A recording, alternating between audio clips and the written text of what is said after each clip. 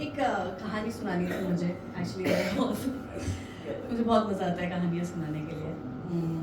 इस कहानी का नाम है परेशान आदमी। तो मेरी मम्मी को ना डायबिटीज़ है, माई मॉम हैज़ डायबिटीज़। तो वो हर 6 महीने में एक रूटीन टेस्ट कराना होता है, याद है? BSF BSPP, मतलब खाने के पहले और खाने के बाद।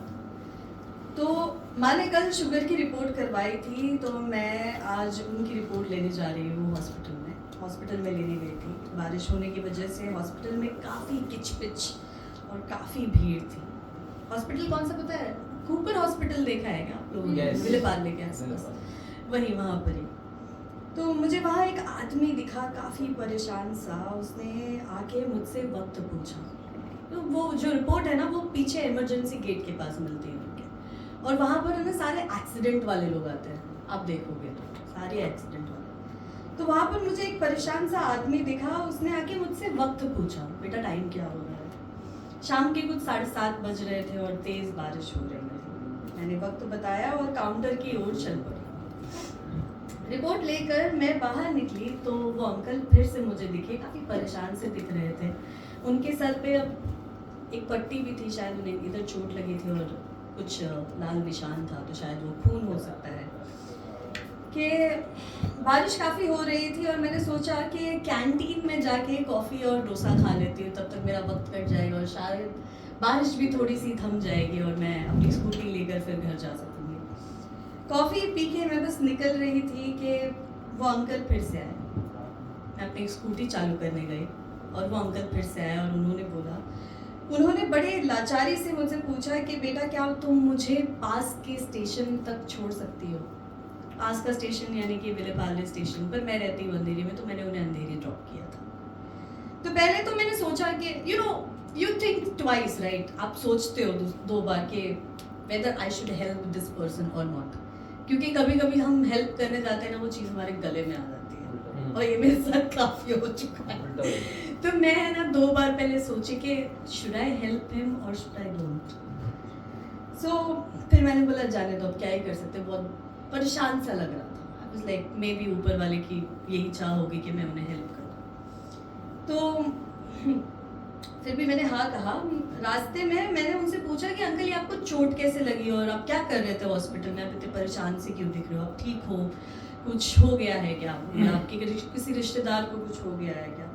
उन्होंने मुझे बताया कि उनके बेटे का एक्सीडेंट हो गया था और वो उनके बेटे के साथ कहीं जा रहे थे, तो वो बेटे को हॉस्पिटल में एडमिट करके अब घर जा रहे हैं, घर वाले लोग को वापस लेके आने के लिए। मैंने बोला अच्छा ठीक है। तो एटलीस्ट मुझे अच्छा लगा कि मैंने किसी को हेल्प की इस दौरान। तो मैंने अंकल को पास के रेलवे स्टेशन पर ड्रॉप किया और कहा कि मैं दुआ करूँगी कि आपका बेटा ठीक हुए और आप सलामती से घर पे वापस आ जाए, आप दोनों। तो मैं अपनी स्कूटी लेकर चल रही थी। अब अंधेरी है ना, is a very fucked up place, to be very honest. It's damn fucked up during rains. I love Mumbai but I hate the roads and the traffic too, I hate it. And scooty अगर चलाओ ना आप, तो आपके मतलब आप हर 2 minute में गालियाँ दोगे कि क्या चल रहा है बहनचोद। सीरियसली। तो मैं ऐसे गालियाँ देते देते अपने घर की तरफ फाइनली पहुंची। अब मेरा घर जो है ना, वो ऐसी जगह है जहाँ पर है ना 3 हाईवेज कनेक्ट होते हैं। वेस्टर्न एक्सप्रेस हाईवे कनेक्ट होता है, तो वहाँ से सारे बड़े बड़े ट्रक्स और ट्रैक्टर्स और पता नहीं what not comes from there. और इतनी ट्रैफिक रहती है, मानो कि मेरे घर के पास ही सारी फैक्ट्रीज लगी हो, टू बी वेरी ऑनेस्ट। तो मैं साइड से हो के फाइनली घर की एक लेन के पीछे तक पहुंची। वहाँ पर ट्रैफिक बहुत थी और फाइनली मैं जा रही थी ऐसे साइड से होके कि मेरे बाजू में है ना 3-4 ट्रक, ऐसे बड़े बड़े से ट्रक लगे हुए थे। साइड से जा रही थी, जाते जाते पता नहीं मुझे है ना ऐसे पीछे है ना ऐसे ठंडी सी हवा लगी और है ना मैंने है ना साइड वाले है ना मिरर पे देखी और वो मिरर में ना मुझे वो अंकल दिखे 1 सेकेंड के लिए और मैं बोली मैं तो अंकल को छोड़ के आ गई हूँ, ये कौन बैठा हुआ है? और पता नहीं मैं उठ के है ना, चलती हुई गाड़ी चल रही है स्लो और उठ के मैं साइड में खड़ी हो गई ऑन द पगडंडी व्हाटएवर पेडेस्ट्रियन वॉक पे। इतने ही 5 सेकेंड में मेरे बाजू में जो ट्रक खड़ा हुआ था वो फट करके मेरी स्कूटी के ऊपर गिरा, like just 1 inch away from me, और मेरी स्कूटी का पापड़ बन गया। और मैं खड़े रह के बस देख रही थी कि ये सब इन 5 सेकंड में कैसे हो गया।